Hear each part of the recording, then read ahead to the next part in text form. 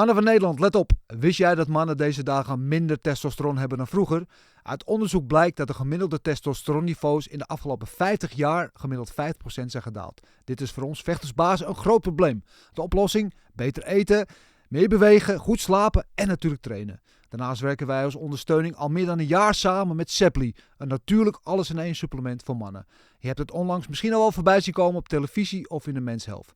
Sepli bevat 5 microgram vitamine D3, 10 milligram zink, 200 milligram magnesium, 5 milligram vitamine B6, een half milligram koper en nog veel meer. Dit is volledig afgestemd op de aanbevolen dagelijkse hoeveelheid van de overheid en draagt bij aan het behoud van een normale testosteronspiegel. Alles is 100% natuurlijk en getest door verschillende onafhankelijke instanties. Daarom kunnen ook professionele sporters het veilig gebruiken. Meer dan 50.000 mensen gebruiken het dagelijks, onder wie ik, en het werkt super voor mij. Voor onze luisteraars en kijkers iets speciaals. 30 dagen bedenktijd en geld teruggarantie. Zorg goed voor jezelf, mannen. Steun onze podcast en bestel Sepli nu met de code Dennis15. De vechtersbazen zijn terug in je leven, terug op je beeldscherm of op je oren. Hoe je deze podcast ook tot je neemt. Je weet, we zijn er elke keer weer met de beste verhalen van jouw favoriete vechters. En de man die we vandaag in de studio hebben. We hebben veel met hem te spreken. De enige echte terug van weg geweest. Antonio PLAZIBAT, the one and only. Yeah, good to have you back, Antonio. It's Chama. It's been a while. I think lots to talk about. I think we could talk about Glory 104 last weekend. Yeah. You were co-commentating there with Joe Valtellini, so lots to discuss there. But first I want to start with you, because it's been a while since you've seen you. Been out the game now for 2 years. 2 years with already. injuries. Yeah. How are you now? It's a bit long, much longer than I ever thought about. Just me thinking all that way, like, it didn't bother me. I didn't feel in no kind of depression, anxious, nothing. I look at that like as a good period just to rest the whole body. I was training all the time, like if I stop fighting, stop everything, don't fight a single fight in my life anymore, preparing, I will still be training every day, doing a fasting, doing this, that, like it's just part of me. I became addicted to that, but so I did train, I was active, I did everything, had fun, enjoy with the friends, had some good videos, some good memories, everything good, but I remain much more active than people think, and just didn't wanted to put that in the first plan, like me training, because I knew that I was not going to fight for a long time. And the problem was there were few times where we discussed having a final 2, 3, 4 months, and I was like, yeah, starting, getting ready, and then arm going numb again. Yeah, the thing with the arm, now everything is good. I can take the kicks, punches, there's no problem. I've been doing that for some time now. I feel confident. I don't have any flashes like being scared of something happen, or if I had anything like that, I would probably not fight. No. Because I think that fucks you up very bad. So I'm feel very good, and I'm happy that I'm back in training, in camp, back in the gym with Mike, with everybody. I'm just enjoying it now. Yeah, but tell me exactly what is the problem, because I know in the fight with Cookie, which is more than 2 years ago, you broke your hand. Then last year in Zagreb, when Glory went there, you were supposed to headline. Yes. Because Glory went to Croatia for you, Yeah. and then you had to pull out again because you had new complications. What exactly is the matter? The arm is... The arm was hurting me for a longer period. I felt it for a longer time, but my pain tolerance is really high. Like, this is not the first thing that it went super long, super heavy, till I even went to look at it or something. Like, I have very high pain tolerance in terms of everything, like confirmed that by doctors and so it's not just something I say. So because of that, I had that pain and everything in the arm, and Mike would already even make fun of me, and I was also make fun of me because I was training and stuff, and I was like, stretch, coke, stretch, and then he'll go, nah, you know how the mic is here? Yeah. Nah, It's okay. you just like put looking. eyes on it for 20 minutes. No, you'll be like okay. you're just looking excuses to rest a bit. Oh, yeah. That was like, you're tired, now you want to rest, and we were just making fun of it. And I didn't look at it that it's gonna break on something. I was just looking like, it bothers me, but it hurts. It goes like, oh, but nothing too much. Like I can just continue. I do like this, or just wait for a few seconds and I'm good. I can feel the flexibility again, the same power, the same everything. Just hurts a bit. Yeah. And it was just building up, getting worse, and it's got fucked. Like in the fight, maybe doctor said maybe it was even a little bit before the fight, starting some cracks and something, and you just finishing in the fight, or maybe it's entirely Like happened in the fight. Yeah. You cannot know these things. Like now it's all done.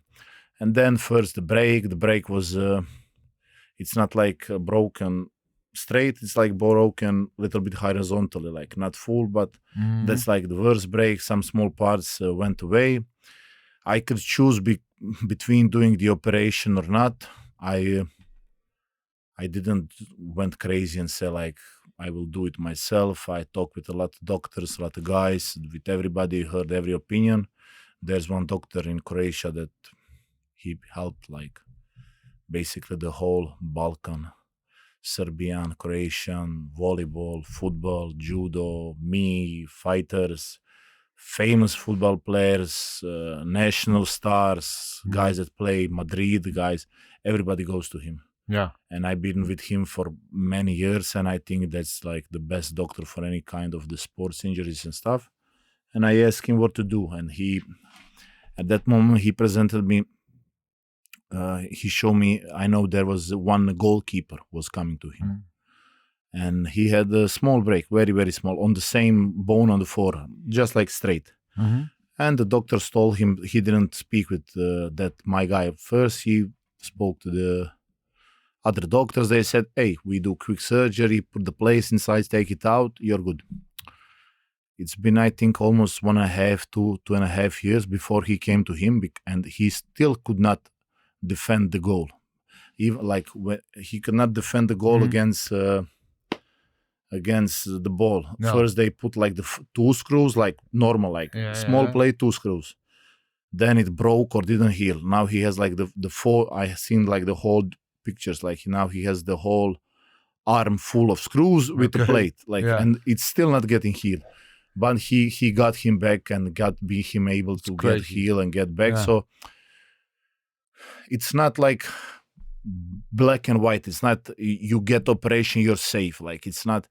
And the problem is that's the goalkeeper defending the ball. Now imagine guys like Jamal, Cookie, Pereira, Levy hitting you full power, 120 he's boom on the arm. It's not good. It's gonna pain. Like even Joe Valtellini, he has a small plate inside from the inside, and he told me like I still feel the pain. Like everything I do, I feel the pain inside. Like it's, and I even have one glory guy. He was giving the now just things pop in my mind. He was giving at some show, I think in Bulgaria. I was also commentating. He asked me, did you do the operation? I said no. He said like better. I did now operation for like small thing here, and I cannot move hand. It's all fucked up. But it's not black and white. Like to normal people, is if you're older and everything, it's better. No but for fighters, it's very hard. You know, a lot of fighters from Glory, they stopped fighting because of operations like that. They went to the UFC. What's the name of the guy? Vakitov? No, Vakitov. The other guy that I think he fought Pereira a long time ago. Oh, Dustin Jacoby. It's him. Dustin Jacoby, yeah. I think it's him. He also got the same. Yeah, he broke his arm. A couple of times. Could not take the kicks. Yeah, put come the plate back and in, break it come again. back, and then went to the UFC. But it's never the same when you do it, when you put that things aside, and that's why I decided not to do it. And then the bone got healed and everything, but now don't get me wrong, I don't know how to say this also in English properly, but like the elbow was falling apart from the inside. I don't know what, and the tendons were like the tendons were like swollen. They get something. I get the hole in the elbow. It was then that part was fucking. Then waited a bit more. Then everything was good, but I will get like not even kick. Like I would do normal, and then I would just get sometime numb in the head or something. Oh, and shit. Isn't that scary? I didn't look at like it was getting better and better, but at some moment I was like, yeah, how long like is this gonna be like? But I'm very good. Like I don't have like no bad things thinking, but it took much longer than I thought, and the problem was that I sometimes I would lose the ability. Like it hurts, but the pain is not the problem. But after that, like I throw the punch and I cannot throw it faster than this. It's like and then I was like, at few months I was like, fuck this. Like, do I even need to do this? Like, it's too long. Yeah. But in the end, like, it took some time. I look at this like positively, just because I rested the body, rested the head, rested everything. Yeah. But you said in the beginning that you didn't let yourself get depressed or let it wear too much on you. But I can imagine going through this process for 2 years, almost having a comeback, have to postpone the comeback, getting back to training. I can imagine it being very frustrating because recovery is very lonely sometimes. It's very hard, and if there's no like light at the end of the tunnel, what are you doing it for at some point? Yeah, it's just frustrating. It's not frustrating the part of the recovery, but it's frustrating. I talk with Mike, talk with Robbie, talk with John, Marshall, Pierre, whoever from Glory. We make some plan, okay, 3-4 months from on. I start training, start doing everything, feeling good, moving, and then it just goes down. And that's just frustrating. And you know, then people are thinking I'm like, don't want to come back or something like. I've seen you on Instagram living the best life, you know, the social media start blowing up, making videos with I Am Speed and I don't know who else. I mean, this guy doesn't need to fight anymore. He's already settled. Yeah, like I said, I enjoyed it. Like I didn't. I'm the type of guy that you always see 10 people with me. Like if we go to Croatia or somewhere, I'm like extrovert. I likes to have a lot of people around, a lot of friends. I like making memories. My look at life is like memories and friendship and family and the close people around you, having fun, doing nice things, positive things, not like doing drugs or something. Like good things, just enjoying, going to the sea, going to the boat, sitting on a wall, doesn't matter what. Just those things. Like I think memories is the only thing we take with ourselves. Like because of the sport and everything, I told that already many times. Like I met a lot of people, a lot of rich people. Like rich people, super rich. Like I don't talk like few millions rich. I say like heavy rich, like 50+ millions, like crazy rich people.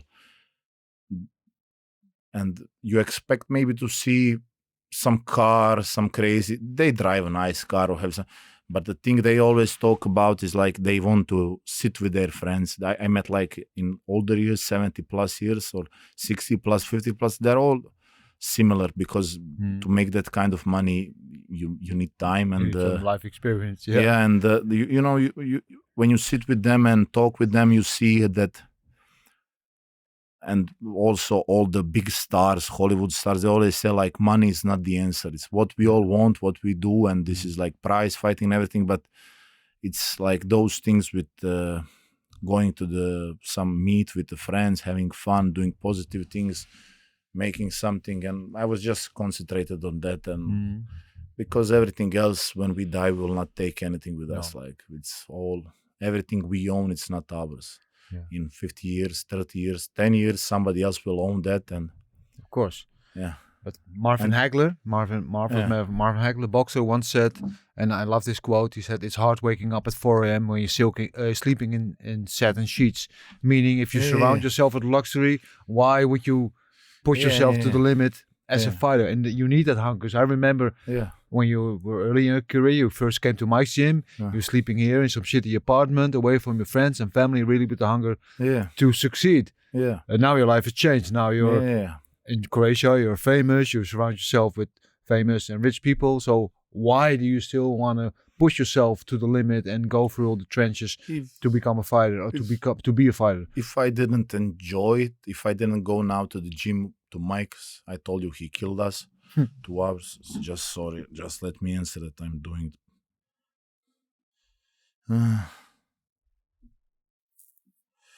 it. Like I went to training today, and I was speaking to Mike every day. I heard him more than I hear mother or father. Like I heard him every day. We common fights, we common training. We both like boxing, both like similar stuff. So we talk about. We also have some business together with shin guards and gloves for Croatia and bandages with like polio sport. That's like. If you don't know, like just check it out. You can get everything through them, all the best stuff, good deals, and also that. But I talk with him. If I didn't enjoy like talking about that, watching it, fighting, going to training and killing myself, if it was like, why I need to do this or stuff, I will not come. I will just say like, guys, like. I don't need this shit. Like, I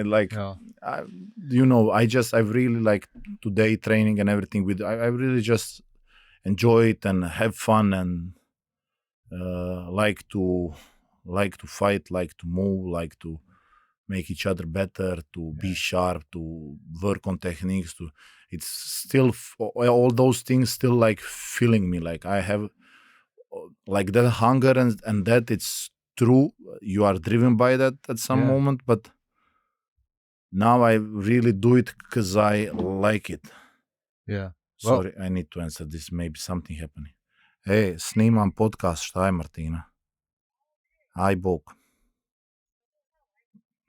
Yeah, nothing happened. She just didn't know. He's good now. No, but you say you still enjoy it. But I enjoy eating chocolate. Yeah, but it's not the same as getting in a ring with 120, 140 kilo murderers want to try to take your head off. So you have to have like a kind of drive or purpose to do what you do. Yeah, and what is it with you? The other thing is, if I didn't think, everybody thinks they are the best. Yeah. If you don't think you are the best, then you're in the wrong game. Yeah. You are in any individual sport. You are in the wrong game. Mm-hmm. First, why? Because.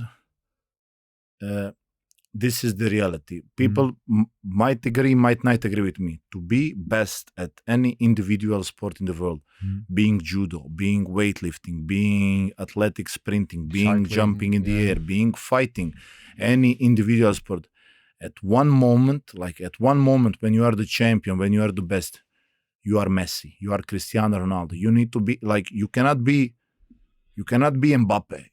Mbappe is like, Ronaldinho is like, but that's not enough to be at that place. You need to be Messi of the sport to be the champion once. At that moment, you are Messi.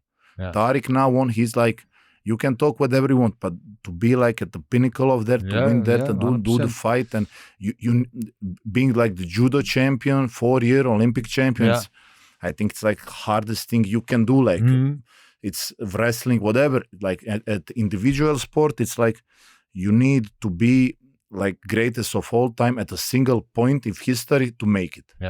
Yeah. So it's, people look at different way. They go like, it's not easy. That's like, you are Jordan of that sport at that moment. Like it's not. Jordan was the king of mindset. Yeah. It's just that type of stuff. And if I didn't think I can win against all the guys and that I can win against Rico, and I will also not be, I think I can win, I can beat them, I can prove myself, I want to prove myself, I want to win, I want to challenge, I want to do big fights, I want all those things. And if that was not the case, then also I will be like, like getting punched in the head is not very healthy. Like there are probably a lot healthier ways in life than this. So if I didn't love it still and do, I will not be here. Like, Yeah.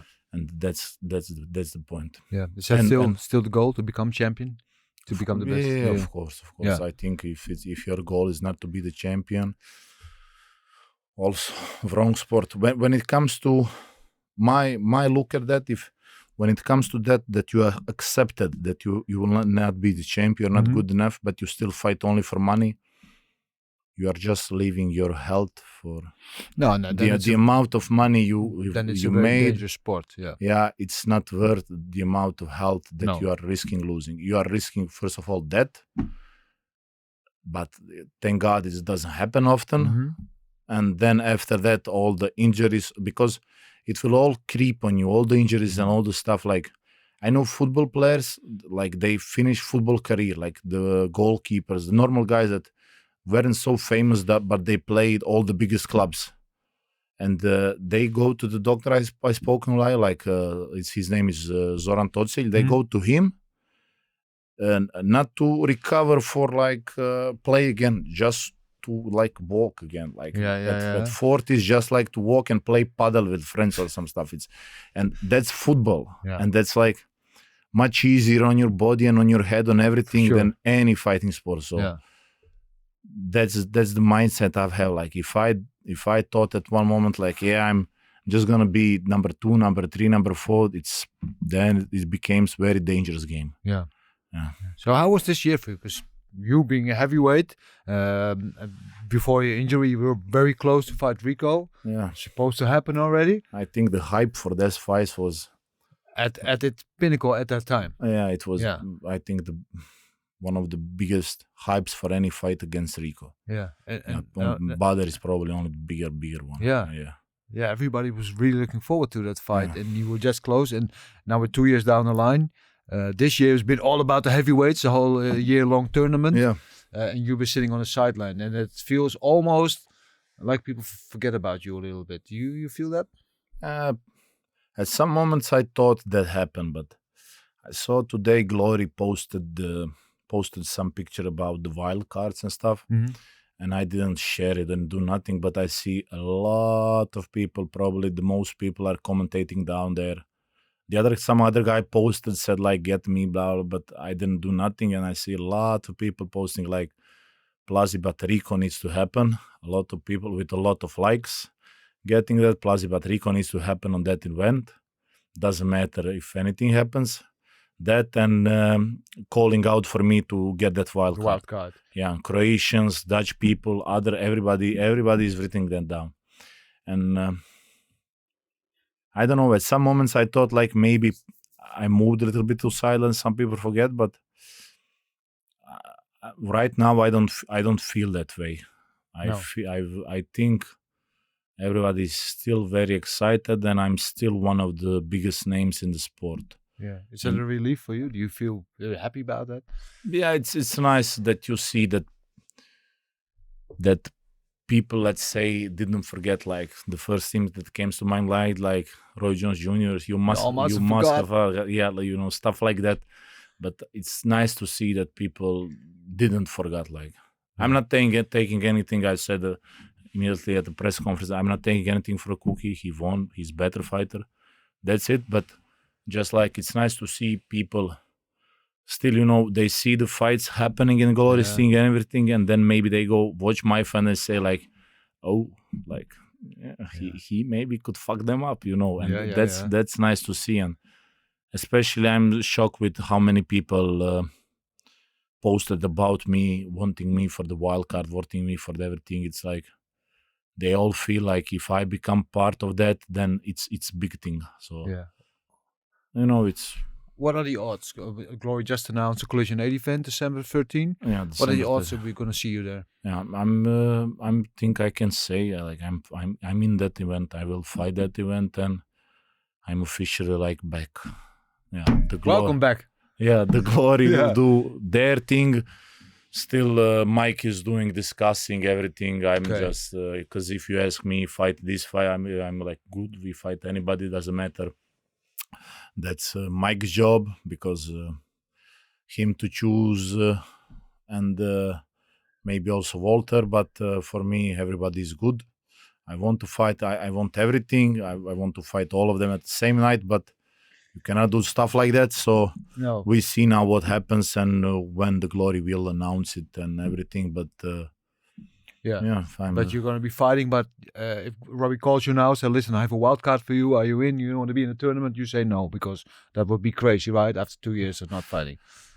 Yeah, it will be crazy. I want to do it because it's like sounds cool after two and a half years not fighting, coming to the tournament, 3 fights in one night. But if it's smart. But that's why there's Mike. He's the guy because He's the voice of reason. Yeah, he's the voice of the reason, and I'm not. I don't look myself as the fighter who's doing this because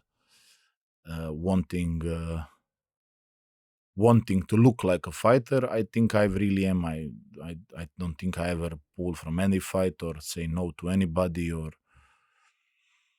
even that cookie fight. I could just say like we wait for Rico. Like I was just like, yeah, fighting, it's good. Like that's my job. Like, I was enjoying all of it, so there's no problem for me for anybody. But yeah, like you said, Mike is the voice of the reason. Yeah. Who would you like to fight? Because a lot of guys are going to be involved in that tournament, heavyweight tournament on the same night. So let's say you will have a super fight.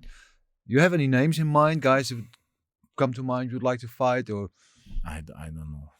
I honestly don't know.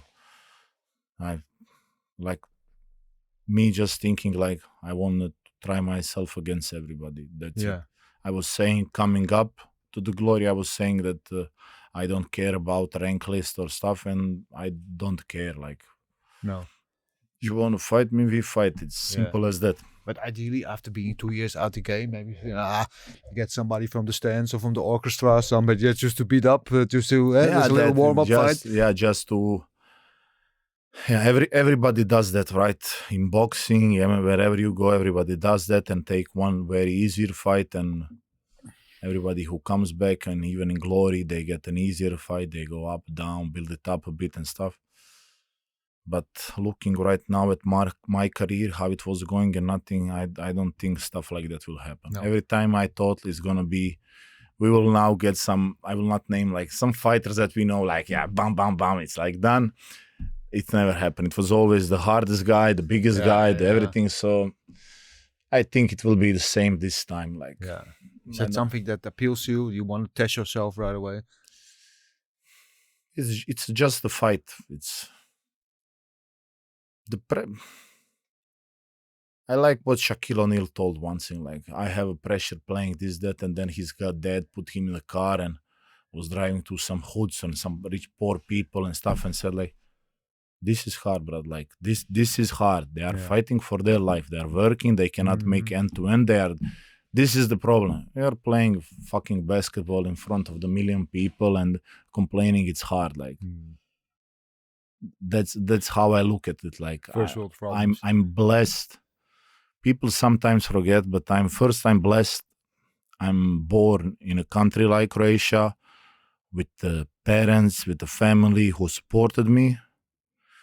And with the people around me who also supported me to make something out of myself. Because let's be real, like 60-70% of the world, it sounds crazy, but it's actually true, cannot even have a chance to make it in any sport. Like you born into some slums or somewhere without parents, with this, that. It's like India, Africa, poor parts.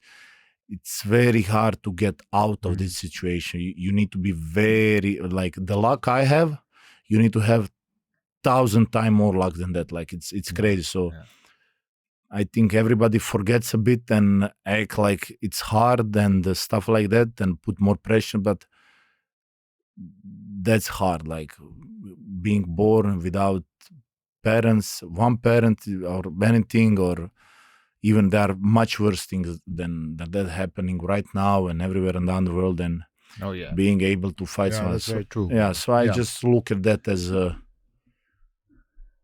as a blessing, nothing else. Like I'm blessed what I'm be able to do. I'm blessed that I have health, like my worst problem till now in my life is broken hand, like. Yeah. And now imagine me going around and going like, oh, I have a broken hand. Oh, this is very hard. I need to fight. Oh, they will kick me in the hand. Oh, like it's. I don't like stuff like that. That's why, like. Well, it's about perspective, right? Yeah, it's about There's perspective. But that's when I hear the things like in basketball, NBA, when I hear the guys talking about basketball, like the game is hard. The game is respected. They talk about like they are going to war. Like, bro, you are playing with the ball, shooting a hoop, getting hundreds of millions per contract, even if you're not that famous or nothing. And it's your life is not hard. Your life is like super easy mode there. So I kind of look at that from that perspective. And going through this past 2 years with the injury and the hardships and the disappointment and the frustration. Has it taught you to be more like this, like appreciate what you have and put it more in perspective? Because before you have something like that, maybe everything is normal and easy, and then would make you more, would make easy for you to complain about things. Oh, I have an injury. Oh, I have a tough fight. But now you see the other side and makes you realize maybe how fortunate you are, like you just try to lay out. I come from a Christian family. Croatia is like 99% Christian, so we go by those values. Like, and even before and now, I got in the last 2, 3, 4 years, last 4 or 5 years with one friend who is also a priest. He also does psychotherapy and start to do like psychology stuff. And as he's finishing that, every second, third day we see each other and I'm like, hey, what's new? What's this? And we just like to talk about stuff like that. And that's changed me a bit, but even before that. But just seeing life around, like I try to be realistic about everything. That's why I said, like, having healthy parents, healthy family, being healthy yourself, 99%, we all forget about that. I also forget about it, but I like to remind myself of that and be aware of it. And it changed maybe me a bit, but I did like a test with that friend, like one of the 4 or 5 tests that you have in the world for like psychotherapy and stuff. And you have from like 0 to 40, 50 or 70, I forget the numbers, like from 0 to 50, 70, let's say, you are clear, you are normal. Like on the scale from depression, let's say, you are like normal. You have like, if you have 40, you basically don't have it. 30, if you have like near 70, it's maybe affecting your life a bit, but you're still normal. Over the 70, you will feel the effects of it, and the more it becomes, it's like, I think the scale is up to 200 or something. Don't get me now on the versa. And for me, after that, like, it's very smart people. He didn't, like, some smart people made that test and stuff. I forgot the name.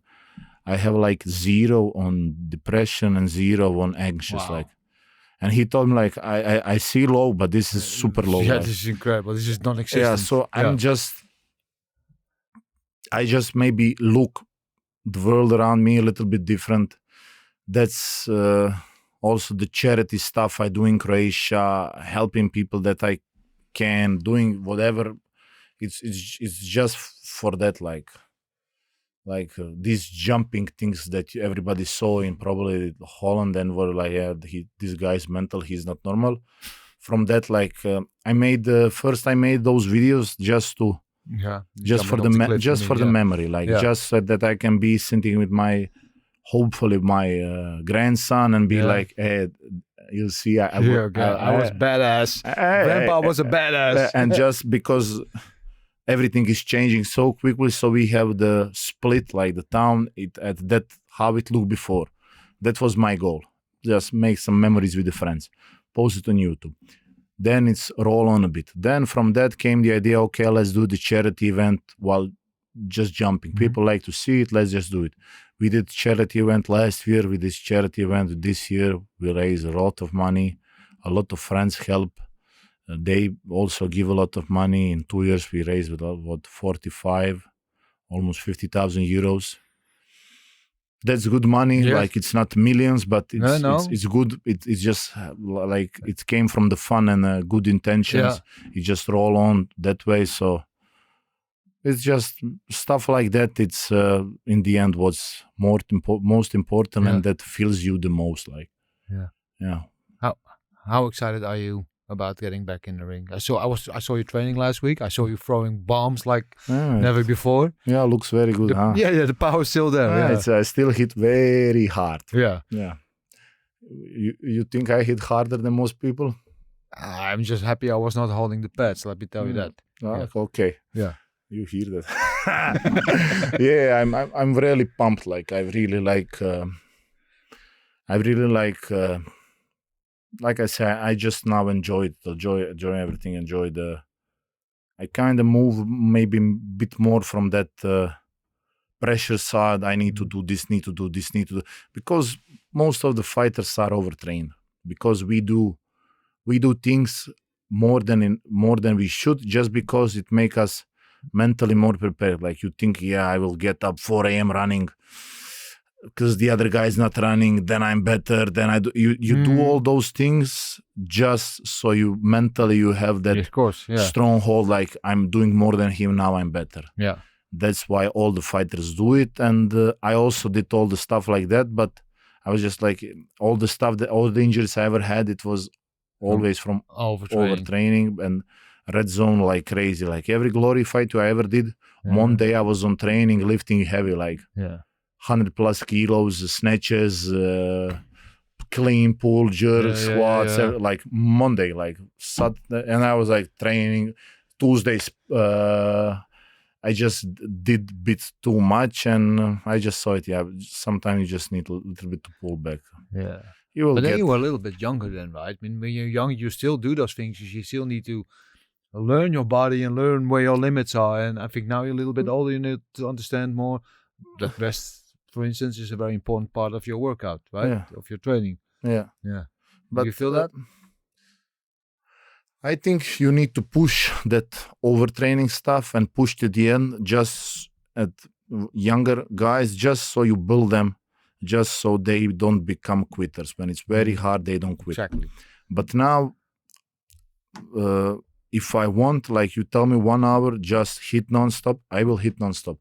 I will throw up, but I will hit nonstop, I will not stop.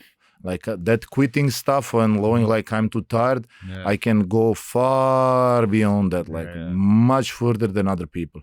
So I was just like thinking for myself, like not maybe, but 100%, do good training, do what you need to do, kickboxing, kicking, that's the main thing. Everything else is on the side, do it here to prevent injuries, to everything, go to the massage, do everything. But the first thing you need to do is fight, do the kickboxing, do the boxing, do the drills and stuff like that. Everything else is on the side. And I feel fighters in general, also including me, we tend to go, we do all that, and then what more can I do to be better? What more? Maybe if There's no stone unturned, afraid that you forget something. If I hit 100 low kicks, right, maybe I will be killed. Maybe if I get that extra 1%. That's, and you're always thinking about that, and doing it that way, you destroy yourself. Yeah, eventually, because you do this for a long time. So year after year you do that year. too long. Yeah, and that I was also thinking that way, like Saturday fight, Monday I'm training like nobody's training now. Now I'm training. Look at this. I'm feeling good. Fast. Sometimes you just need to chill and rest. And that's the hardest thing. Sometimes that's the hardest thing. Yeah. We just talking about that fight with Rico that never happened yet. Is that still in your mind? Yeah, of course. Every I think every single guy from lightweight, from featherweight wants to fight Rico. That's normal thing. But I don't want to do the fight against him for money or to get more fame. I want to do the fight against him because I'm 100% serious. I can hurt him and knock him out. Yeah. I think I'm a type of the fighter that he really doesn't like. Yeah. He has the most problems with fighters like me. They give him pressure. Yeah. Yeah. Yeah. So, yeah, I think you see how I hit. You see, am I explosive at what I do? So, you agree or not? Like, am I crazy for thinking that or not? Like, No, I agree, because you see also Jamal in the last time they fought in the beginning of the fight, when he was still able to put the pressure on him. He had a lot of success with that, hitting him down and everything. So yeah, I agree that is the type of fighting that could cause. he's also problems for very Rico. good at avoiding the fight, keeping the distance, doing the kicks, chopping you down, doing the push kick, doing that jab, going in and out. I think he's masterful in controlling distance and footwork. And Yes, and he's top of the top, but still he needs to get in. And when he gets in and get that, I think it's a big problem from him, because I really like also the style like he does for me. I have a lot of success with guys like that. Like, they don't make me problems, they make me like easy fights. So that's also the thing. Also would be a great thing to have on your resume, to be the guy to beat him after 10 years of being unbeaten. after domination, total domination for years. Yeah. So that's also very cool. Yeah. You basically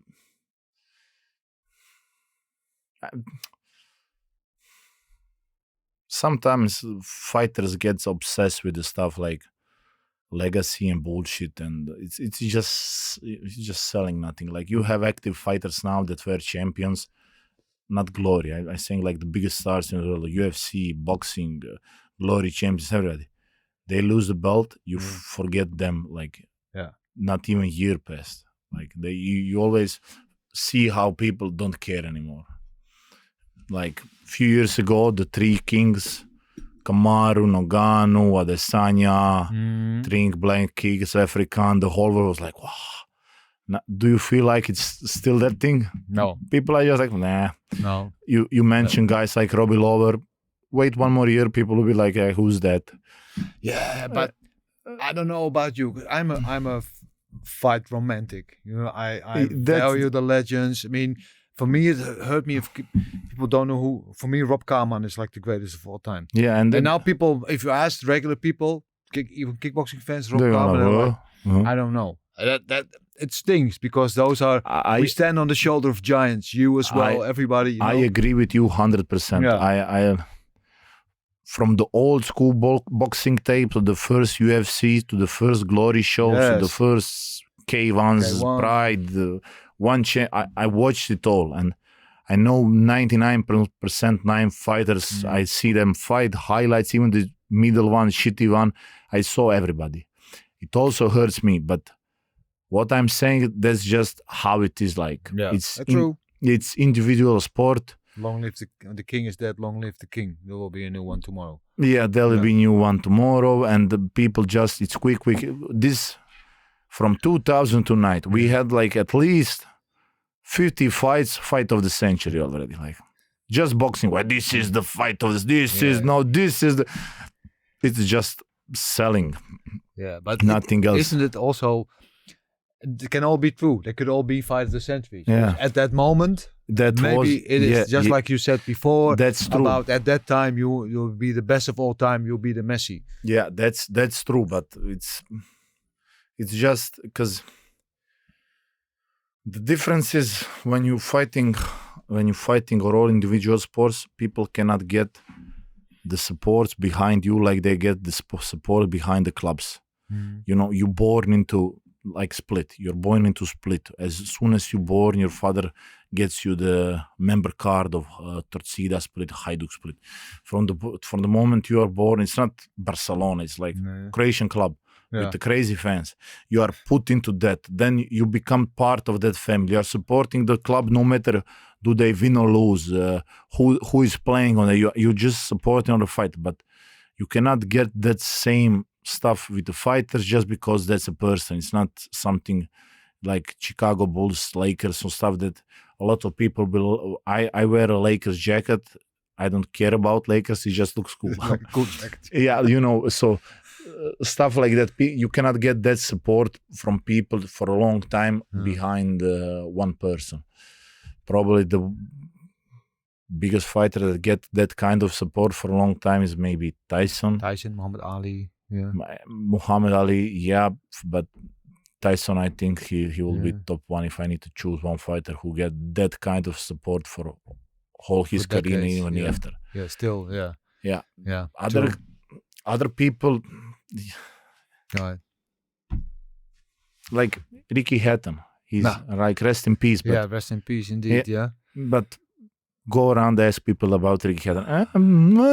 You know, it's crazy how, but that's life. That's normal. It's like what Tyson said in one interview to that kid. Like people talk about legacy. Yeah, There will be no more. Yeah, fuck legacy. Yeah. 50 years with no more. Nobody will remember. Not even your grandkids. No, yeah. Everything you own is like the kid is like looking. Where? Oh, wrong question. Sorry. Fucking great answer. I agree with that, and I like that. Yeah, I remember Ricky Hatton when he fought Mayweather in Las Vegas. Like 30,000 English people traveled with him. He was insane. King of England. He was the king of England. Yeah. Yeah. Sad ending. But let's talk a little bit about Saturday. Talk about fight of the century. You were commentating Glory 104. That was the fight between Bahram and Tariq Kababes. What a fight! Yeah, first of all, my like for the heart for both guys, the heart, the Tariq Bahram. You cannot choose like that is. That is what it's called to leave it all. Like, it's unbelievable. The amount of stress they did on their body,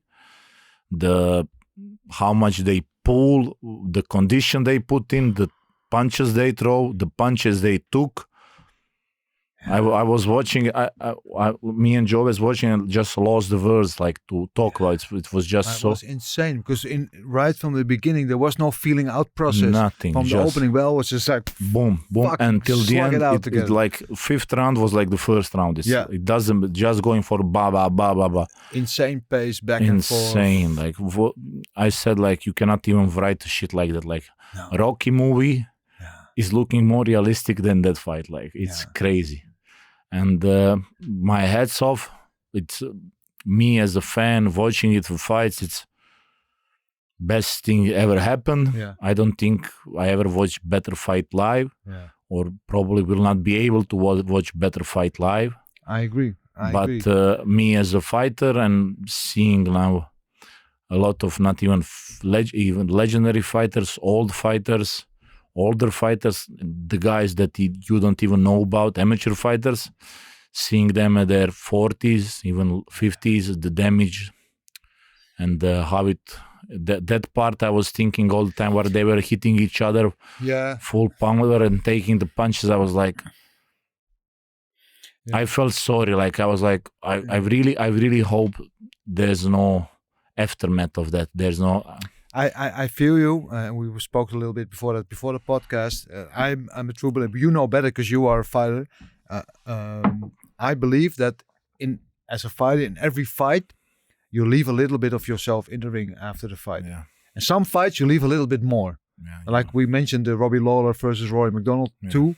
And Roy McDonald left so much in the cage after that fight that after that he was never the same again. Yeah. And this could be one of those fights because they really made history in that fight. But they could... That will go in the history books probably.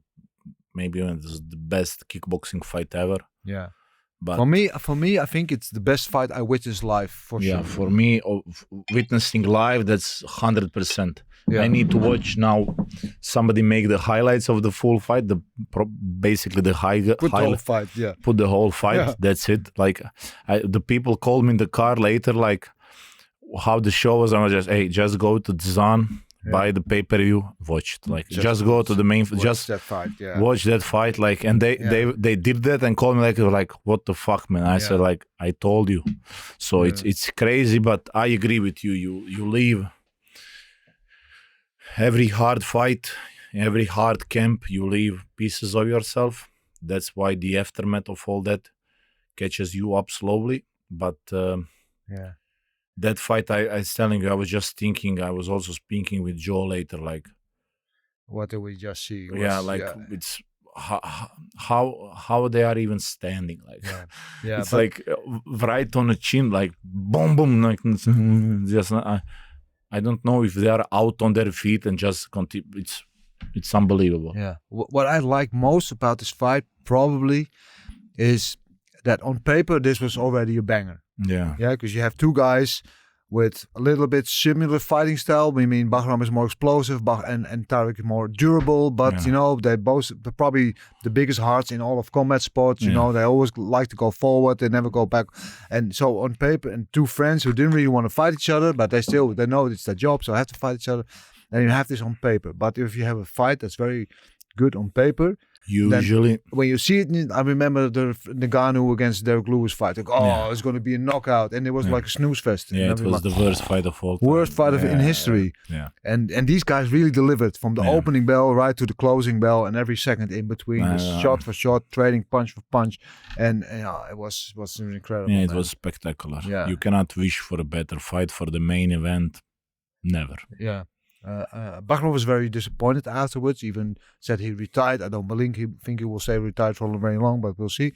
But he felt like he was robbed. What was your take on? No, he did knockdowns. The first round was won first round clearly. 10-8. I forgot the judges score, but that's like a 10-8 round for me. Great round for him. But Tariq was just eating all of that and still going forward, like just going to the ground, getting up and going forward. Also great stuff. And then from second round, Tariq just did more. Bahram was taking too many punches too clear, like his teeth. And he didn't fall, but you can see they were doing the damage. Like it was like clear, like he was like... And then he just wake up, and then... It's fucking insane. He took too much. You could see it already at the end of the second round. He starts slowing down a little bit. And then just exploded the moments, and Tariq is just going non-stop. But here's the thing with Tariq, which I truly admire, because if you see him, actually he looked in very good shape this time. Yeah. But if you see him normally, he's not the most athletic fighter you will see. He's not Elias Hamouche, for instance, you know. But he is so fucking durable, and he's so tough. Even I see the guys sometimes from AOD gym. There's a lot of good fighters there, and I see them running. And with sprinting, he outsprints everybody. With long distance runs, he outruns everybody. He keeps the pace really high. This guy is so fucking durable. It's insane. Yeah, he's the biggest worker you can see. He is the biggest worker, and maybe not. To win against him, you need to knock him out. Yeah, you need to kill him. Yeah, there's no other way. You cannot win other way than that. No. And for him to become champion the second time, I mean, most fighters don't even become champion one time in their life. And for him to do it the second time is like, that's probably something that puts him up with the best of the best in time. You know? He deserves everything. It's great show, great everything, great event. Yeah. Any other fights from that event that stood out for you? Peposhi fight, prelims. Peposhi, Miguel fight. Also the guy was Halil Katuku. Halil came one day notice, and didn't, like 99% of the fighters will just go like, fuck this shit. I don't need this. Like I came 1 day, I did good. I liver, I go. Usually that's the way, but he stood his ground, fight it to the end, showed the heart, show he can fight, didn't look exhausted, did everything but Miguel was just too fast, too technical, boxing too good, kicks too good. Like Trindade, he's the future. He's like, he's got the charisma, he's got the speed, you know. He's working spectacular fighting style. He's working on his brand, working on his gym, working on social media, posting stuff, doing everything, and I really respect that, because fight game changed with social medias and everything. Promoters, as is normal, they care more about your following, the fans you have, the guys that follow you, the audience that you gather, than your fights or anything. And that's just the way it is. And the perfect example of that is guys like Jake Paul or all the influencers, the guys that start boxing. They do it because they have a large following, and it's much easier to sell the fight, and they sell the fight better, and they behave better in front of the camera.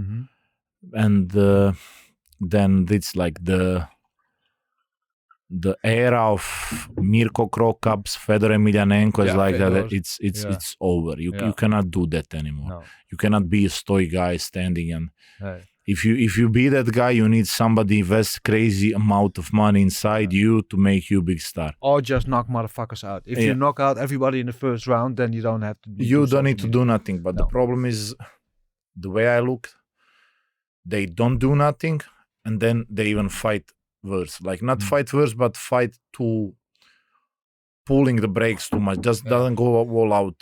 Fight too secure, and then what happens? They do want to win. Like nobody cares, and they expect too much. Like you have guys fighting in the UFC for third contract, fourth contract. Me and you don't even know their name. You never saw them. If he passed by you, I'm a UFC fighter.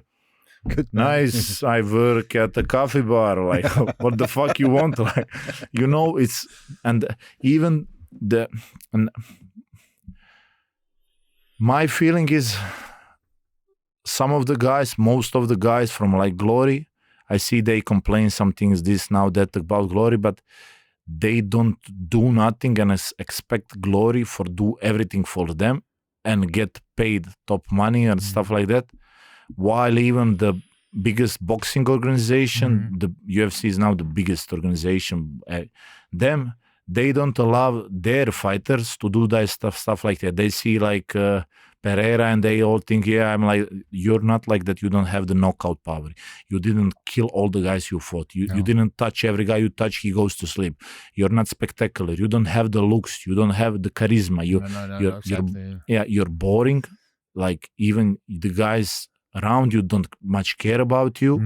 You don't have things like that going, and you expect everybody to do something because you have one or two guys, fights, wins, okay, nothing. You expect everybody to be like, now put millions into him to make him like. It's not going that way. This is not football. It's not you don't get as a part of the club, and then the club will do. You need to work on those things, and that's the part of, like I said, individual sport. It's hard, but you need to. McGregor now said you need to promote and you need to do the fight. And why McGregor is so big? Because he promoted the fight the best way and he fought the best way. Yeah. That two together makes it that way. Yeah. If you just do one, you will get big, but not too much. Yeah. Imagine Pereira with McGregor promoting. He will be Donald Trump. He will be president of America without knowing English. Like, Shama. And it's crazy, So President Pereira has a nice sometimes fighters forget about those stuff, and also coaches forget, and they think fighting game, it's sport and entertainment. Big it's entertainment. It is entertainment. Sport is small, entertainment is the big letters. Yeah. What Glory fighters do you feel could do better? Everybody. Yeah. The fighters that have good skills and are good fighters, but I feel like Mary Krom, I like what he did. I like how he do it. Bahram, I like how he do it. He has his own. He does it. I was a bit disappointed they didn't do shit with Tariq this press conference. Yeah, it will be fun to see and stuff like that. But in general, I think all the fighters from Glory, especially also in Netherlands is kind of similar to Croatia. Yeah. Everybody goes, we don't like trash talking. We love like this. Normal. We act normal. And then as soon as one guy trash talks, they all buy pay-per-view. But when there's no trash talking, nobody does anything. They say, we don't want that, but everybody watch like what's happening on that side. It's like, so it's same shit in Croatia. Everybody goes, it's you need to be sportsman. Nope. No, you need to be... a guy like Levi Rigters, very humble guy, very soft-spoken. When he was fighting Jamal, Jamal was doing some trash talking, and people were shitting on Levi because he did not respond. He just whatever. But then in the fight, he knocks him out. Doesn't matter. I still don't agree with his approach. Yeah, you're just making it harder for everybody. I don't. You don't need to say fuck, throw chairs, throw table. If you don't want to do that, you need to, but you need to talk. Like you cannot be. I hate it when 5 guys come there. what you have to say. Yeah, I have a best camp ever, best preparation ever. Me and Respect my team, my opponent. best game plan. Losing is A impossible. fight is a fight. I will do everything to win. A fight is a fight. I'm ready. I never been this ready. We built this. We built that. We will see. We'll see. Like you're like, and the crazy. To me, funny thing that I make joke with Joe and the other guys, like when they say stuff like that, they are thinking like whoa, I told them like woo, and like everybody's like chip chip chip chip, like nothing is happening. So just yeah. Well, if you don't do that for yourself, nobody will do that for you. No, but I like somebody like you. You are refreshing because you will say what you think. You're not afraid to stir Like, some. listen, I'm 100% like. bit. Imagine Yeah. now. This is the situation. You are Rico. I'm your coach. Yeah. You are alone in the gym, and I'm doing all this finding Rico in the toilet and stuff like that videos, and he is watching that. Yeah. Do you really think he stands there with his coach and goes like, yeah, this is not very nice from Antonio? He goes like, I will knock that motherfucker out, that pussy, that, and then comes and be like, you know, it's just say what you mean. Like that's the only thing I know. I mean, I will knock you out. You mean you will knock me out? That's normal. Say that, like, be honest, like, but also that's, I was thinking about that. It's like fighters are afraid to say stuff like that because they think they will jinx themselves. You know, they go like, because their whole career they were like, yeah, this is nice, I'm ready, prepared, and it went good, so they think they will jinx themselves if they tell what they mean. Yeah, I think it's the other way around. I think by saying those things you can manifest. You need, like, what I don't understand. I feel good when I say, yeah, you're a pussy, I will knock you out. Like, that's what I mean. Of course, if something else happens, it happens. It's. But that's why I like a guy like Maury Chroma, because he says crazy shit. Yeah, he says he's gonna beat up Rico. He says all the, but he really believes that he can. Yeah, and because he believes it, he fights. He's entertaining. Yeah, but because he believes it, I also believe that he can. Yeah, and that's the thing. Like, yeah, fighters are sometimes stupid. Yeah, they nobody, doesn't matter where you go. Do you sign to the? Everybody thinks now they will sign to the UFC and pick up Pereira, like maybe one. Yeah, 99%. One in every generation. Yeah, it's not happening that for you. So it's, he had everything going for him, even the rivalry, this talking. You know, it's the only reason he got to the UFC was the rivalry with Adesanya. But it's a lot of things, and people see just one thing. They just see the finished product. They don't see everything in between, what happened to come to that. But Pereira, because in the end of his glory career, Pereira was this absolute monster, knocking everybody out. Yeah, touching people, going to sleep. But in the beginning of his glory career, he was just a journeyman. Yeah. He would win one, lose one, win one, lose one. You know, and then all of a sudden he started knocking people out. And then they say, oh, we have this Brazilian killer. Oh, look, he beat Adesanya twice. Oh, we need a new opponent for Adesanya. Let's bring this guy in. It's combination of all, from that, to the Teixeira gym, to also things he did in the media, to his presence in media, to everything. Like, it's, I don't understand how fighters see just one thing and they don't see everything. They don't see the media team behind him, the videos, the this, that, everything, YouTube. Now every fighter, every famous fighter is a YouTuber, streamer. They all do this shit. Yeah. And then you have up-and-coming fighter and they go like, no, I'm cool. Like, no. Yeah. I have no time for that. Yeah, like, we need to train. Or they complain like, we need, you need to promote the fight and do the interviews. Yeah, I need to train now. Rico, he's doing more interviews than anybody. But I always say this, a lot of fighters talk a lot of shit about Rico. And I understand, because a lot of fighters are also jealous. They want what he has. I understand. For me, working with Glory now for more than a decade, there is not a fighter in the organization that works, that does more for us also than Rico. Because we call him, he's always available. He's all, because he understands the fucking game. Yeah, you need it's what you want, and then you don't do nothing, and then you complain. This they don't do. How can you complain if you're not doing anything? Yeah, I understand. So that's Glory this year they did heavyweight tournament, but there's also some fighters fighting and everything, and now everybody starts complaining and they didn't do nothing. And few guys try something, start doing something, but it's still too little. Like, what do you like? To me, is as a promoter, as a guy who wants to make a show, sell tickets, make money, organization, everything, you come to me and say, you want more money, more fights, more this, more everything. Okay, I put you how many tickets you sell? 10, 15? Why should I give you more money? Why should I give? What's do you behind want? it? Yeah. What's behind the it? plan? Like, what you gonna do? Will you sell? Will you knock him out? Will you? Yeah, I will do. Then the fight comes, you do nothing. Once, twice, 3 times. Like, what do you want? Like, it's like you need a relationship with the organization. You need to. For me, for Glory, I can say only the best things. For me, only the best thing from the organization, from their support, for my injury, from Roby, for everybody, from the whole team, from Damage. I can only say all the best things,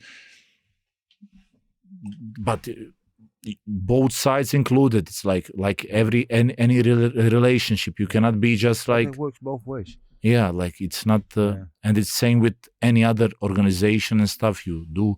Just imagine how much interviews and stuff guy like Canelo and Crawford did before the fight. They probably did 5 days of non-stop interviews, could not even train or nothing. Yeah, and they did that, didn't complain, made the Netflix show, made this, made documentary, talk for this guy too. They did all that, and then comes some guy with 3 likes on picture and go like, I know I need to fight. Nope, you don't. You really don't like. You think you try somebody else. Yeah, you like a guy like Don Snow? Because I think he's like a young upcoming guy, and he does a lot. The things you just said, he I think he's in a smart way trying to promote the things that he wants to fight Rico, and he does crazy shit a little bit, and maybe I 100% laugh a little bit about it, that. but he creates a presence for himself. Yeah, and then go like there's some also in Balkan now happening. FNC is getting bigger, MMA doesn't matter, but I know like the owner and everybody, they're all friends and team, but that's what I've done. It's not what I want to talk about, but people get mad at some guy and then they just say, he's the influencer and this and that. And every other guy in the roster is influencer, promoting brand, making videos, making funny videos, making TikToks, going to podcasts, trying any way to do something similar. But only the guy who made that, they go, he's like influencer here. But the guys up and coming that nobody cares about, they are like, okay, like, it's like, so that's just, it's like I said, it's sport and entertainment. The entertainment thing is a big part.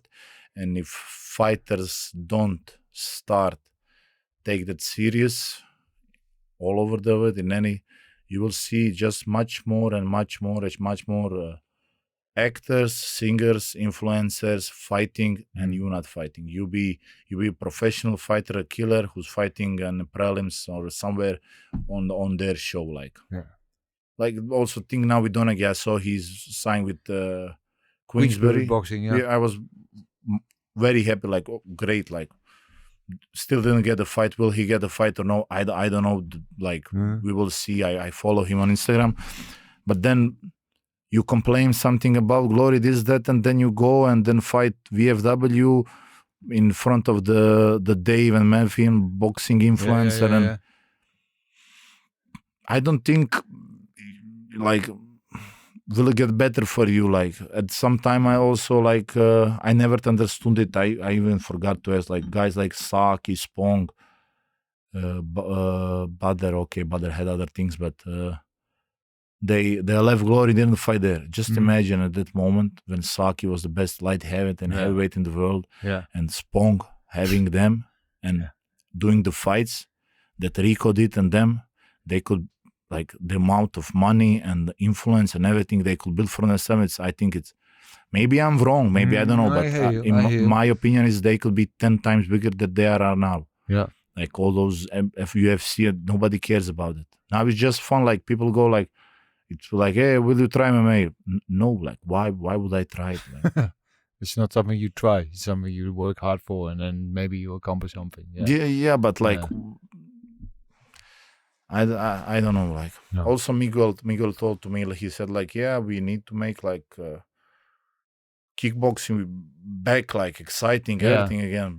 By making good fights, making good shows. Like him. Yeah. You know it's. And I was like, finally somebody like. Wow.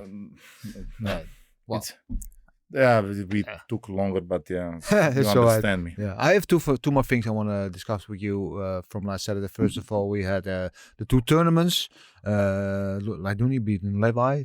I think I predicted that. You predicted that? Yeah, of course. Yeah. Yeah. I thought that was I like Leiduni. I think he's great. As you can see, he's getting better. He's getting more power puncher also. Yeah. But I still thought that was an upset. Because everybody expects Levi to win. It is an upset. Everybody expects Levi to win and pull an upset like that. But the thing is with Levi, you can see his mind go even during the fights, even during the Bahram fight. I also commented that you can see him go from super sharp to going backwards, to shell up, to open, to do things, to... So I think he did great. I think he did good against Rico, upset him, clutched him a few times. But I just don't know, can he do that all the time? Like he's like a specialist. You are not afraid of him from punching or kicking. Normally you're just afraid like the fight against Anazbolov. You're just afraid the switch knee. Like knee in between or some technique or spinning back kick like that against Jamal. Something like that happening. Like he's not really like a guy that will knock you heavy out. He will knock you out maybe with a low kick or something. If you catch you calf kick, he says those Ernesto Cruz type of low kicks and stuff like that. But he didn't. The reason I said that I think Leiduni will win is because what happens, like Leiduni, I thought he was pressure more. He told like in the fighters interview he's gonna pressure more. And then, but by the way, the things they tell at the fighters interview to me, I'm not like telling that no one. Like it's not they tell much, but just normal things you speak. Like whatever they say, I'm like that's in the vault. Yeah, professional. That's it. Now the fight is over. He said, a bit more pressure. So I expect maybe a bit more pressure. I wonder how that will happen. That if he did, I expect the Levi come with the overhook right, jumping knees and stuff like that. But he was just moving, boom, in between. Perfect shot, great timing. Shot, Caught him down, but precision. Not too hard. But Levi is also not type of the guy that will take big shots and eat it. You see he doesn't like it. That's why he has trouble with Kababes. I think anytime he fight Kababes, that's like the hardest fight for him. I think Bahram is easier for him. Kababes is basically the hardest fight for him. Guys like that push, go forward, and will not fall down, and he just breaks. Yeah. And that's why I thought that stuff like that could happen with Leiduni. Yeah. He's not working too much, too powerful, too much, but boom, boom, takes the legs inside, and I like I told he's boxing and doing stuff a bit like Tyson Fury, like unorthodox. Moving, rolling with punches and it's southpaw stance. Yeah, and if you don't catch him like Cookie catch him, it's hard fight for you. Like he's a tough guy. Yeah. I do like I hear what you say about Levi. I do. But third round, when Levi start going for the knockout, opening up, you can see he had more success, and Leiduni was like he was in trouble in that third round. Yeah, a bit more in the trouble and everything. Yeah, he need to be much more sharper than usual. Yeah, you know who Dennis Bergkamp is? Dennis Bergkamp was a football player, came from Ajax Youth Academy, played for Arsenal for years, Dutch national team. Yeah, and this guy did everything in beauty. He really did it for the beauty. He never won Champions League. Never won international tournament. Yeah. But every goal he scored, he would never score a goal from 3 feet. He would always have like this beautiful bicycle, whatever. JJ Okocha. Yeah. But and Bergkamp was like, he did everything for the beauty of the game. Yeah. Levy is a little bit like that. I'm not saying he will never win anything, but everything he does, like the Rico knockdowns and now the jump knee, the Jamal, everything he does is like beautiful. I agree with you, and That spinning kick to Jamal, perfect. Jamal was afraid of the spinning back fist, of course. Then spinning kick. Now you need to be aware of everything. Spinning kicks, doing this, jumping knees. He has something every time. He has a lot of things you need to be worried about himself. Yeah. But just the most basic stuff, let's say, you don't worry that much about him. Let's say like that. But also, if he catches you, kicks you, he's a strong fighter. Everybody needs to be aware of that. He can win against anybody. He can win against Rico, Jamal. Yeah. It's hard fight for everyone. I'm not saying like he's an easy fighter or nothing. Just like thinking a bit that way. Why say the like Dooney will win? Yeah. If he Levy win it, I will be like, yeah, expected. It's nothing new. Yeah. Do you think is there 2 wildcards still to be given? You should think Levy should have one of those. Yeah, I think. Yeah. Levy, Jamal, Bahram, and me probably the most interesting guys for those wildcards. My opinion. Yeah. Then the other tournament, what everybody was hoping or was afraid of, the Serbian violence. Yeah. In the final, you're a friend of Rade. Yeah, I know both of the guys, train with both of guys, no ex-coaches, no new coaches, no Zoran very good. I also said Miloš gonna win that fight. Just for the first time, after the first fight, few of those calf kicks, Miloš looks like he took them a little bit bad. So I was just talking that I was bit maybe Rade will expose that, but no problems in the fight. Everything moving, jumping, it's like nothing happened. Yeah. Rade was too much shell up. He was. I don't know if that's after that Big Sexy knockout. Yeah. Even in that fight against Big Sexy, he didn't look. He didn't look confident. Maybe I think that's the mentality thing, but he didn't look confident, good, everything. Even in that fight, then happened what happened of very heavy knockout, very ugly. It's like I was like, wow, it's like you don't want no family or mother or to see that kind. No. Yeah, I felt very sorry for that, but why I said Miloš will win. Miloš is more tested, and Miloš proved to me more that he's a fighter. Yeah, he's a guy that will deal with adversity. Yeah, he will. It's hard for him. He will start swinging. He will fight. He will do something. He will move. He will try things. He will. She showed me that. Rade still didn't show me that. Even the win against the Romanian guy. It's on top of Janku? Janku, yeah. Even win against Janku didn't prove me that. It proved me like he still got Big Sexy in his head. Like, he's still a little bit cautious. Still too cautious. Not that he's too cautious. And if you have a thing like that in the mind, that's very hard. It's very hard to shake off. It's not like I'm saying that he's the only one. It's like type that's like you leave pieces of yourself. That's very, very hard stuff and very, very tough to overcome. And you can see also that in fight against Miloš and also Mike Kenna, you come to him close and he just shell up, like fully on shell up. You cannot touch him. I also had a feeling that in the second round they took a point for holding, for clinching. Yeah. I had a feeling that broke him a little bit. Yeah, I didn't want mentally he collapsed. I didn't want to say first. Joe said first. I didn't want to say first that he looks kind of like he don't want to win the fight, so I don't look like a hater. Like he's Serbian, so I don't, that type of stuff.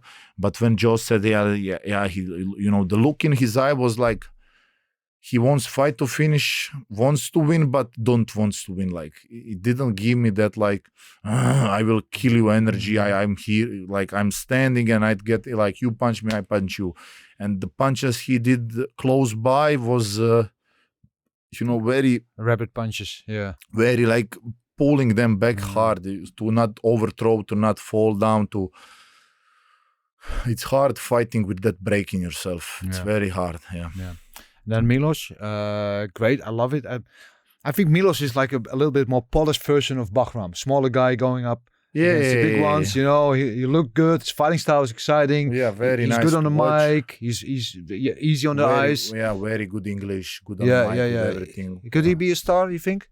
I think he can with the style that he has, the fights, the boxing, moving, crazy kicks.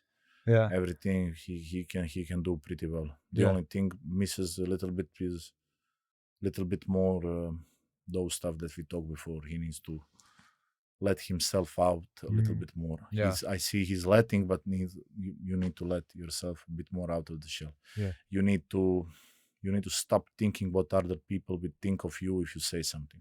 Yeah. Is he a potential dark horse for the tournament in December? I think his problem with everyone. I think after his experience with Big Sexy, he has now much bigger chance against him. It's now just, of course, tournament luck, some injuries, the camp habit is, are you all good? And the fight you have, did he fuck you up with the calf kicks? Did he fuck you up with the body kicks? How it happened? What it happened? It's like so many stuff in the tournament, like everybody know that can go up and down, and that's why he's a favorite, and he also can be power because some of those guys are just too big. Yeah, like a guy like Horta, then Cookie, Cookie is also crazy big guy. He's more than 130 kilos now. Yeah, he's like so. I think, but condition is on his side. Like if he's just moving to touch, that's it. But if they start throwing really hard, that's a big problem. If it catches you one time, it's just the weight difference is like 40 kilos. Imagine fighting, you have 90 kilos, fighting somebody having 50 kilos. Yeah. And he will die. Yeah. And also, I think together with Laiduni, out of all the fighters, he fought most all throughout the year. Yeah. Because he went into the tournament twice. Yeah. Qualifying again tournament, and now again 8-man tournament. Yeah, and Laiduni is probably also his style is unorthodox, moves pretty well, avoid the power hand from everybody, can do both stances. And he got that hand here, it's always ready. You come in, bump, just touch you in between. And he already rocked Kaha with it. He hit. Just the thing is, will that be enough power for guys like Cookie and and Nico? We'll see. I think we can talk for 2 more hours, but I want to give you a last chance. You've been very, I know you can talk some shit sometimes. You've been very, but maybe a little bit so your commentator role. Before we go, is there anybody you would like to talk some shit to, or are you okay? No, okay. It's no fight is announced yet. Nothing is happening yet. So we'll start after that. You know, it's weird now if I go like, just like this is like nice podcast talk, getting my mind open a bit and telling about the things. But I think it's great. It's a great time for kickboxing. Could Glory do some more things? It's all good, but they're doing it. We have a platform. We can show ourselves. You can work. It works both ways. You need to do something. You cannot build a house without the land. And if you're not gonna do something, then whatever they do, it's wrong. Like they can. On the social media stuff before the fights, they can try to do whatever they want, but if you're gonna be just like, it's bad. That's why like Levy had so much potential, so much pushing people for him from Glory side like crazy, from Dutch reporters. I can see I was even that pissed me off. Like, why the fuck do you push him? Like why? Like, what you want? I had like. Nobody cares. No. And you push so much for him, and he's like, I'm understanding even why he's doing that. Like, oh, okay, I want to be true to myself, blah, blah, but then don't fight. Don't like go fight somewhere else. What you want? Well, we need different characters. So it's... but it's... Yeah. So it's good that you are back. It's good that I'm back. So you can stir some more talking shit. Subscribe to my YouTube channel. No, it's good to have you back, bro. I'm looking forward to, as always, good talking to you. Yeah. I'm looking forward to see you back in action December 13, Collision 8. We'll see who that's going to be. But always a pleasure. And like you said, time to stir the pot a little bit again. Yeah, cannot wait to test myself and cannot wait to see, do I still got it? Will I have some ring rust? Will it be there? Will it not? I feel like I'm flying. Never better, but we see. You have to test yourself. All right. Well, I won't let you go with a little present from our friends of the show. Saply, some testo charge, and some good creatine. I don't know if you use it. Yeah, creatine. If you're a fighter, 20 grams of this per day, it's non-negotiable. Good. And testo charges, that sounds nice. Yeah, testo charge is like a testo booster, all natural, all vitamins, doping authority approved. Yeah. It helps me a lot with, give me more energy and help me with recovery. Yeah, also in between trainings. Selenium, milk trees, ashwagandha, belek, maca, shiat, magnesium, and that's glycinite K2D3. Good stuff. Good I stuff. like it. Yeah. I hope it benefits you, my friend. And, thank you very much. Thank you. I will see you soon. Jullie allemaal weer bedankt voor het kijken. Of voor het luisteren. Je weet waar we te vinden zijn. Vergeet niet te liken, te delen en te abonneren. En dan zijn we de volgende week weer. Ciao, ma!